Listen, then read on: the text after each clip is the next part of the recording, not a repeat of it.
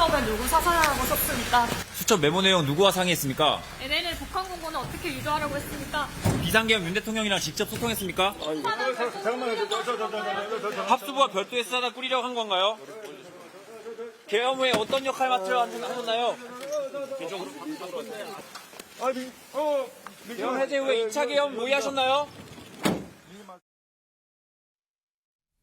자, 계엄 사태 초기에는 이름이 거론되지 않았습니다. 그러나 시간이 흐르면서 한 번, 두 번 이름이 나왔죠. 이른바 햄버거집 계엄 논의. 1차다, 2차다까지 설명됐는데요. 그리고요, 오늘은 조금 더 깊숙이 들어간 내용을 전하는 보도까지 있었습니다. 그 내용 화면으로 정리해 보겠습니다. 바로 이 내용인데요. 노상원 전 정보사령관, 여기에서부터 도대체 출발한 거 아니냐는 얘기가 나오기 시작을 합니다. 어떻게 됐냐면요.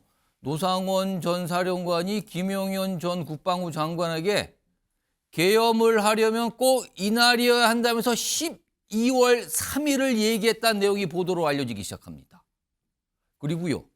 군 소식통 인용 보도에 따르면 노 전 사령관이 김용현 전 장관에게 계엄을 한 번 해야 한다. 이렇게 먼저 건의했다는 거예요. 그리고 노상원, 지난해부터 계엄이 필요하다는 생각을 갖다 이런 설명까지 나오고 있습니다. 자, 그렇다면은요. 이 계엄의 시작점이 그동안은 김용현 전 장관이 윤석열 대통령에게 건의했다. 이런 거잖아요. 그런데 그 앞서서 노상원이란 인물이 계엄을 꺼냈다. 날짜까지 얘기했다. 그리고 김용현 전 장관, 그리고 윤석열 대통령. 이 순서로 가는 게 아니냐. 이런 얘기까지 나오고 있는 겁니다. 지금요. 자, 지금부터 이 얘기 좀 해보겠는데요. 김철원 경일대 특임교수 나와 계시고요. 김영주 세명대 특임교수, 그리고 김성수 변호사 자리하고 계십니다. 안녕하십니까? 안녕하세요. 우선 김철원 교수님.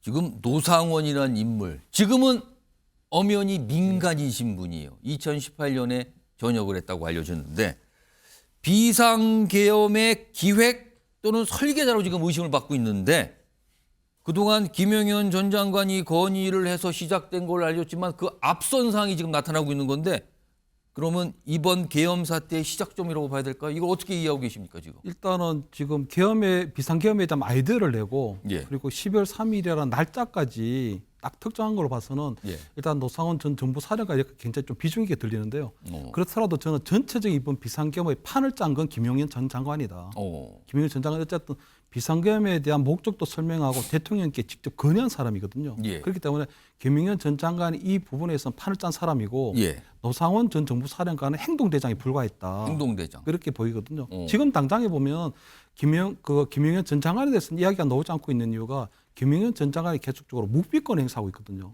그러다 보니까 김용현 전 장관에 대한 이야기가 나오고 있지 않고 단지 노상원 전 정부 사령관에 대한 이야기만 좀 직변되어 있을 뿐이지 나머지 모든 부분들은 김용현 전 장관이 짰다. 이거보다 더 중요한 이야기는 김용현 전 장관의 대선 캠프에서도 예. 이런 여러 가지 상황할 때 비상계엄을 얘기했다는 거거든요. 아. 그리고 또 윤석열 대통령이 정책 코너에 몰릴 때마다 예. 그냥 그때 윤석열 대통령이 얘기했다는 싹 쓸어버리면 되지 이런 얘기들도 김용현 전 장관이 했다는 걸로 봐서는 예. 김용현 전 장관의 전체적인 판에 대한 구상은 좀 있었다 이렇게 보이거든요.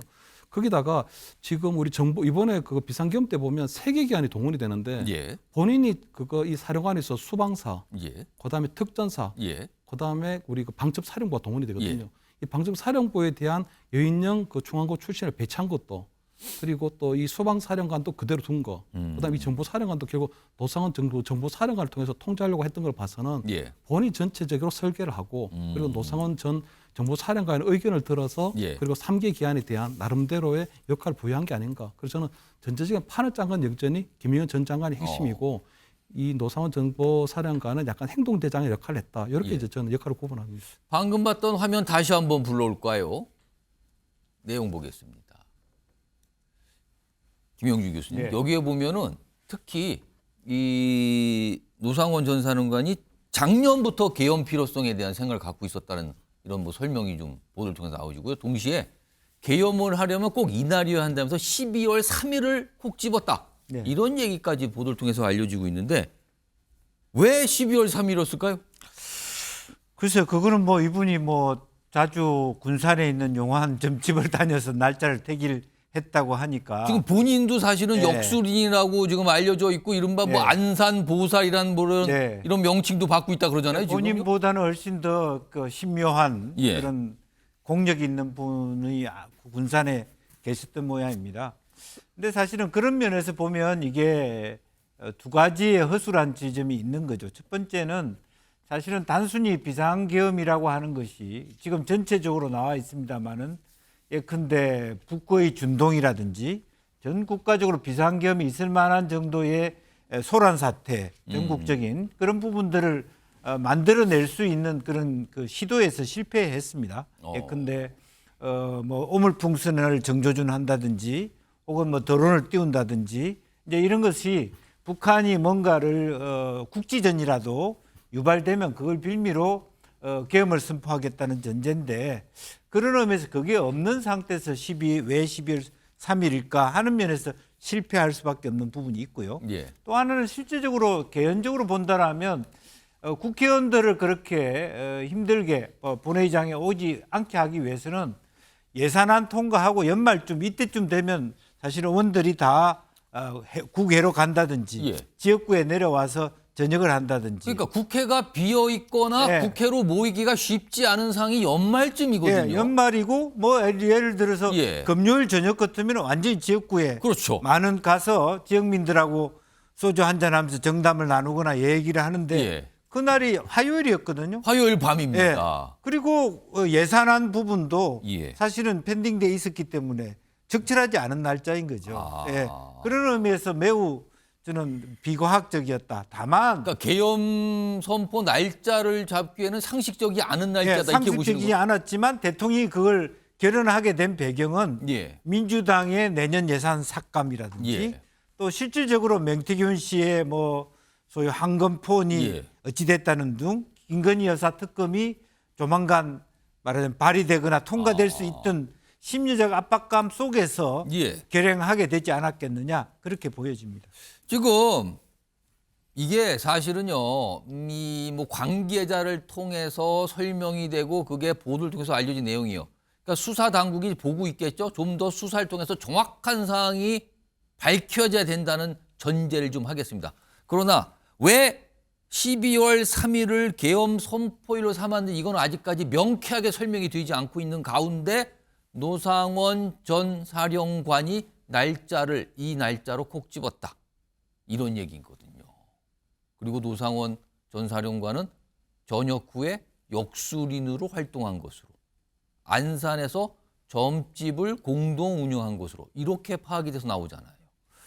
이런 상황입니다. 김성수 변호사. 일단 노상원 전 사령관 계엄과 관련돼서 뭐 관여자로 지금 뭐 수사도 받고 있는 상황인데 만약에요 기획자라든가 아니면 어떤 계엄의 시발점이 된 인물이라고 확인이 최종된다면 향후에 처벌 수위나 이런 게 달라집니까? 이거 어떻게 봐야 되는 겁니까? 예, 일단 계엄을 선포한 부분이 있는 것이고 예. 이 계엄 자체가 뭐 형사상의 내란죄에 해당한다든지 아니면 이 탄핵 심판의 뭐 파면의 사유가 될 수 있는 이런 내란에 해당한다든지 이것 자체가 이제 법리적인 쟁점이 되는 거지 않습니까? 그렇다 보면 이 계엄을 선포한 목적이 무엇이었는지를 파악을 해야 되는 것이고 예. 이 목적을 파악하기 위해서는 주변 사실관계를 이제 여러 가지로 볼 수밖에 없습니다. 예. 그렇기 때문에 시발점이 무엇이었느냐, 누가 이것을 이렇게 대통령에게 적극적으로 뭐 좀 하자라고 이야기를 했다라든지 아니면 대통령의 계엄을 선포하겠다라고 이야기를 했고 이에 대해서 이제 군이 바로 움직였지 않습니까? 그럼 이 군을 움직이는 데 있어서 누가 어떠한 계획을 짰고 그 당시의 계획을 뭐 어떠한 부분을 짰는지 뭐 정말로 국회의원을 체포한다든지 이런 얘기가 나오지 않습니까? 그런 부분이 있었는지 이런 것들을 이제 확인을 해야 되는 것이고 그런 부분에서 여러 가지 사실관계 중에 이 시작점이 어디였느냐지도 굉장히 중요할 수가 있는 겁니다. 예. 그렇기 때문에 이 부분은 이제 수사를 해야 되는 것이고 만약이라도 시작점에 해당하는 부분이 있다라고 한다라면 이 중요 종사자라고 하더라도 이 중요 종사의 정도에 따라서 이 형량의 차이가 날 수가 있기 때문에 예. 그런 부분까지도 이제 만약에 내란이 성립된다라고 한다면 예. 처벌의 대상이 될 수 있어서 사실관계를 조금 더 파악을 해봐야 될 것으로 보이고 지금 현재 여러 가지 의혹이 나오고 있지 않습니까? 예. 그렇기 때문에 이 계엄과 관련해서 실질 사실관계가 무엇인지 이 시작점부터 끝에 이제 끝이 해제되고 지금 현재까지 이 전체적인 것을 다 파악을 해야 되기 때문에 수사기관도 굉장히 열심히 파악을 해야 되는 것이고 헌법재판소에서도 이 재판과 관련해서 여러 가지 사실관계를 파악할 수밖에 없는 것 같습니다. 그렇다면은 지금 대표적으로 수사를 받고 있는 군 장성들이 있죠. 이런 특전사령관, 수도방위사령관, 방첩사령관 등등등 이런 인물들과는 달리 만약에 노상원 전 사령관이 기획자 또는 시발점이라고 파악이 추정된다면 단순 종사자, 그런 방금 이 장성들하고는 다른 차원의 종사자가 된다 이 말씀인가요? 그러니까 장성들의 경우도 아마 지금 중요임무 종사자로 포함되어 있는 경우가 꽤 있을 겁니다. 예. 그리고 아닌 경우도 있겠지만 결국에는 이 각 장성들도 이 가담의 정도에 따라서 처벌의 수위가 다 달리 나올 수가 있기 때문에 그런 부분을 봐야 되는 것이고, 또 초반에 가담을 했다고 하더라도 이후에 이런 실행을 하지 않았다 이런 주장도 나오고 있지 않습니까? 예. 그렇다면 그 부분도 사실관계에 다 달리 봐야 되기 때문에 이 차이가 있을 수밖에 없고, 여기 노상원 전 정보사령관이 지금 말씀하셨던 것처럼 만약에라도 이 시작점에서 어떤 굉장히 중요한 역할을 했다라고 한다면 그 부분에 대해서도 별도의 처벌을 이제 판단을 할 수가 있는 부분일 것이기 때문에 예. 그런 수위에 있어서 굉장히 중요한 부분이다 이렇게 말씀드릴 수 있을 것 같습니다. 자, 노상원이란 인물, 글쎄요, 아직은 명확하지가 않습니다만 많은 분들이 깜짝 놀라면서 반응을 보인 그 지점이 두 가지가 있습니다. 일단 군을 떠난 민간인이었는데 계엄과 관련해서 얘기가 나온다. 그리고요, 무속과 뭔가 짙은 연관이 있는 거 아니냐. 자, 이 계엄 사태 전에 이게 군산에 한 무속인을 만났다 그래요. 이게 보도를 통해 또 알려집니다. 우선 화면으로 좀 정리 좀 해보겠습니다. 군산의 한 무속인. 노 전 사령관 2022년 2월부터 올해 초까지 셀 수 없을 만큼 자주 방문해 군인들의 사주를 물었다. 대략 20차례 넘게 다녀갔다. 김용주 네. 교수님. 네. 일단 민간인인데 계엄과 관련해서 등장했다는 것도 말하면 깜짝 놀랐어요. 민간인인데 계엄.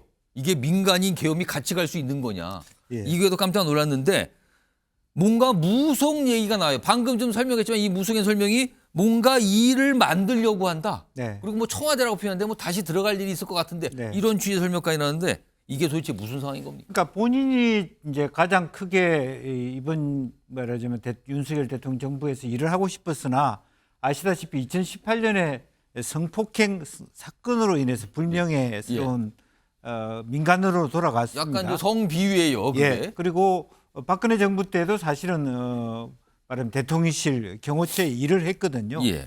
이 사람은 굉장히 그 권력지향적이고 왜냐하면 보통 보병병과에서 정보병과로 바뀔 때도 승진하려고 했던 부분이고 이제 그런 부분이 굉장히 강성인 것 같습니다. 그러다 보니까 자기하고 3기수 차인 김용현 장관하고 육사에서 예. 서로 인지하고 있고 본인은 또 학교 들어갈 때는 육사 들어갈 때는 수석으로 들어갈 정도의 예. 엘리트 코스 물론 뭐 그 군 생활은 굉장히 자충우돌 했다고 해요. 오. 그러니까 이번 기회에 김용현 장관이 사실은 장관이 됐을 때는 내가 한번 명예회복을 할 수 있는 기회다라고 생각을 했을 거고 또 하나는 이 일은 그야말로 계엄을 논의한다는 것은 굉장히 생타 여탈과 관련된 죽을지도 있고 살 수도 있는 그럼 누가 엄청난 보더라도 일입니다, 엄청난 이거는. 일이죠. 예. 그러니까 이 사람들하고 모의해서 정말 이게 만약에 잘 안 될 경우에는 그야말로 사형도 당할 수 있는 옛날 치면은 사화 아닙니까? 예. 이제 그렇기 때문에 당연히 그런 데 대한 부분이고 또 하나는 내략을 할 수 있어요. 김용현 장관하고 너 이 일만 잘하면 내가 안보실에 넣어줄게. 네 차장해. 뭐 이럴 수 혹은 뭐 사우디 대사로 보내줄게. 이럴 수 있지 않습니까? 지금 현재 사우디나 두바이는 군인 출신의 대사를 많이 갑니다. 예. 어쨌든 이분은 뭐 어디에 있든 명예회복을 한번 해보고 싶었는데 그게 믿기지 않았던 거죠. 그래서 점집에 가서 이 사람 믿을만 하나 또 우리가 같이 하는 이 모의하는 사람들이 이 팀워크가 잘 맞을 것인가 누가 배신자가 있으면 일을 하기도 전에 망신당하는 건데 예. 이제 그래서 몇십 번이나 자기보다 더 뭐 도수가 높다고 하는 신령한 그런 분을 찾아갈 수밖에 없었지 그럼 않았겠나. 그 물어보는 근본적인, 그러니까 2022년부터 뭐 올해 초까지 했다는데 그 아까도 보지만 지난해부터 계엄 필요성에 대한 생각을 갖고 있었다. 그렇다면은 그 무속인을 만나서 계속 물어보는 이유는 뭔가 계엄이라 이런 걸 좀 그러니까 두 가지겠죠. 염두에 성공할 수 있는 두면서- 날짜 그리고 내가 누구랑 해야지 성공할 수 있느냐. 예. 그리고 내가 성공했을 때 이 사람은 나를 뒤에 보장을 해줄 수 있느냐 이런 겁니다. 근데 이 사람은 알고 보면요. 그러니까 박근혜 정부 때도 기무사 말하자면 개헌 문건이 나오잖아요. 그걸 가까이 볼 수 있는 사람이라고 봐요.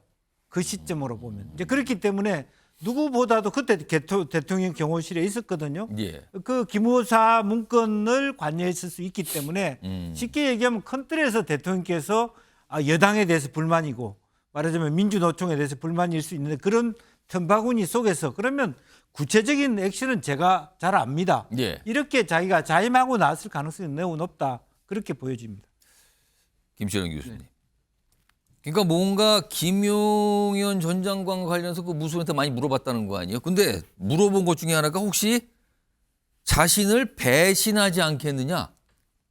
그럼 뭔가 좀 걱정을 하는 상황이었던 건가요? 이 배신하지 않겠냐는 걸 굳이 물어보는 건 뭘까요? 그래서 방금 우리 김 교수님께서 짚어주신 것처럼 어쨌든 본인이 승승장구하다가 예. 불명예 전역을 하게 되거든요. 예. 그렇기 때문에 본인은 명예 회복을 위해서 김용현 전 장관과 함께 이번 비상계엄에 뛰어들지만 사실 그 목숨을 걸고 하는 거거든요. 목숨을 걸고 하는 겁니다. 이게 아무래도 이게 나름대로 보면 1979년도에 12.12 군사 쿠데타도 마찬가지지만 목숨을 걸고 하는 거거든요. 예. 그러다 보니까 만약 이것이 실패하게 되면 본인이 모든 책임도 덮었을 뿐만 아니고 굉장히 중형을 살 가능성이 커졌잖아요, 지금. 그러다 보니까 아마 그 과정에서 보면 이 김용현 전 장관이 본인에게 유일한 끈이고 백이고 예. 자기의 모든 운명이 김용현 전 장관에게 달려있기 때문에 예. 거기에 전적으로 모든 것들을 하면서도 한편으로 내심적으로 계속적으로 불안하지 않았을까. 그 가운데 보면 이 김용현 장관이 본인을 배신해버리면 본인은 완전 뭐 낙동강 오리알처럼 그래 될 수 있는 상황이기 때문에 예. 본인이 계속적으로 김용현 전 장관을 신뢰할 수 있겠느냐, 믿을 수 있겠냐 이런 것들을 본인의 어떤 불안감을 극복하는 차원에서 계속 물었던 게 아닐까. 근데 결과적으로 볼 때는 12월 3일은 길일이 아니었던 거죠. 12월 3일 10시는 길일이 아니었던 이게 거죠. 지금 보도에 통해 나오는 거는 노상원 전 사령관이 그 날짜를 콕 집었다는 거 아니에요, 그러면? 그러니까 제가 볼 때는 저 무속인이 용하지 않았던 거죠. 근데 용하지 않았는데도 불구하고 단지 본인의 능력을 넘어서 이번에 비상계엄이랑 하는 과정에서는 결국 무형의 어떤 커다란 힘에 의존하려고 했던 것 같은데 결국에 틀렸다는 거죠. 그래서 12월 3일 10시는 결국 실패한 그런 비상계엄이었다. 이렇게 볼 수밖에 없는 거죠. 아직은 파편처럼 얘기가 나옵니다. 이 노상원이란 인물이 2022년부터 올해 초까지 군산에 있는 무속인을 자주 뭐 지금 설명해 보면은 최소한 뭐 20번 이상은 간 거로 나오잖아요. 그러면서 김용현 전 장관 등 군인에 대해서 많이 물어봤다. 그리고 또 배신하지 않겠냐 이런 것까지 물어본 상황인 거죠. 그리고 김용현 전 장관에게 12월 3일이란 날짜를 제시했다.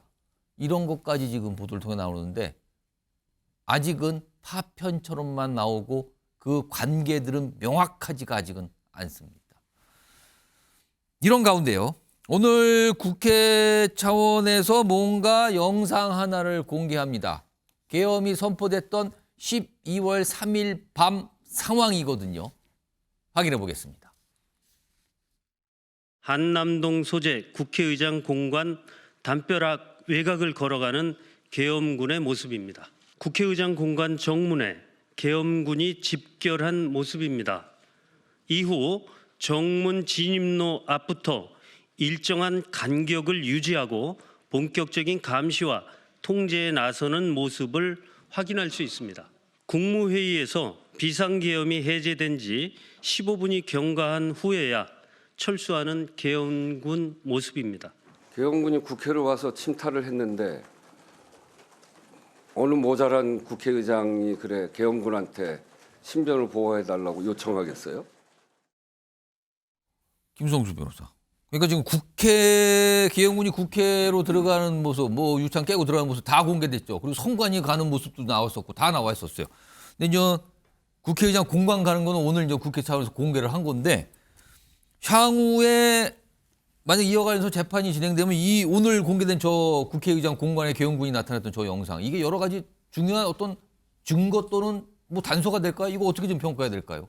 예, 이 부분도 결국에 사실관계를 파악함에 있어서 중요한 증거가 될 수는 있을 것 같습니다. 지금 이 내란의 목적이 있었느냐 자체가 국회의원을 뭐 체포한다든지 이런 행위를 하려고 했었느냐 이게 중요하지 않습니까? 그런데 국회의장의 공간에 이 군인들이 갔다는 것 자체가 어떠한 목적으로 갔었느냐에 따라서 만약이라도 뭐 체포라든지 어떠한 권한 행사를 막기 위해서 간 것이라고 한다면 예. 그 부분에 대해서는 내란의 이 가능성이 더 높아질 수가 있기 때문에 이 사실관계를 파악할 수밖에 없고 지금 영상에 나온 이 부대라고 해야 될까요? 이 군인들이 있지 않습니까? 예. 이 군인들이 있으면 이 중에서도 이제 지휘를 하는 사람이 있을 겁니다. 예. 가장 이제 지휘를 하는 사람이 있으면 그 사람을 통해서 당시에 왜 갔었는지 그리고 어떤 이제 목적으로 어떤 명령을 받고 갔고 예. 언제 왜 이렇게 이제 다시 돌아오게 됐는지 이런 것들이 굉장히 중요한 부분이 알고 있기 있겠죠, 지금요. 때문에. 예, 지휘관급이면 지금. 그렇죠. 그렇기 때문에 그 부분을 일단은 확인을 해야 되는 것이고 그 부분을 통해서 그럼 누구한테 명령을 받았느냐. 그러면 또 이 명령을 한 사람이 있지 않습니까? 계속 올라가야 되는 겁니다. 그래서 이 명령이 처음에 어떤 목적으로 누가 했는지가 중요한 것이고 그 명령에서 말씀드렸던 것처럼 구체적인 내용이 무엇이었는지가 굉장히 중요한 사실관계가 될 수 있기 때문에 이 부분에 대해서도 수사가 이루어질 수밖에 없는 것 같습니다. 김영주 교수님, 왜 국회의장 공간에 계엄군이 갔을까요? 어쨌든 뭐 나름대로 체포조의 형태로 예. 있었던 것 같습니다. 그러니까 그 체포 대상 명단에 우원식 의장도 들어가 있었었나요? 뭐 기본적으로는 어떤 국회에서 그 계엄에 대한 예. 표결을 할 수 없게 하려면 적극적인 체포가 아니더라도 아. 못 나오게 만약 그게 계셨다면. 근데 우리가 의문시되는 것은 경찰과의 코어웍이 얼마나 됐는지, 그러니까 의장의 동태 파악이라든지 이런 부분에도 허술한 부분이 없지 않아 있었다고 보이지만 다 알다시피 국회의장이 담벼락 뛰어넘어서 들어가셨지 않습니까? 지금 계엄군이 저 공간에 갔을 때 공간에 없었거든요. 네, 네. 그래서 그런 부분에 대해서 정말 이게 철두철미한 부분이 아니라 예. 소위 충성파들 자기네들 라인들만 가지고 계엄을 하다 보니까 저는 어수룩한 장면이 저는 나왔다고 봐요. 만약 그래서 실제적으로 또 하나는 국무회의 부분이나 또 국무위원들이 대통령을 만나는 시간, 예. 저 10시에 했어야 되는데 몇십 분 지나가면서 시차가 생길 수도 있는 것이죠. 이제 그런 면에서 완벽한 어떤 팀워크를 통해서 이 문제가 이루어지지 않았고 오히려 국회보다는 선관위의 인력을 더 많이 보낸다든지 예. 이제 그렇게 함으로써 실질적으로 본인들이 무엇에 핵심을 둘 것인가에 대해서도 오리둥절할 수밖에 없는 부분이 되었다 그렇게 보여집니다. 오늘 이런 영상까지 공개가 됐습니다. 국회의장 공관에 나타난 계엄군 이겁니다. 자, 다음 주에 넘어가 보죠. 키워드가 준비되어 있습니다.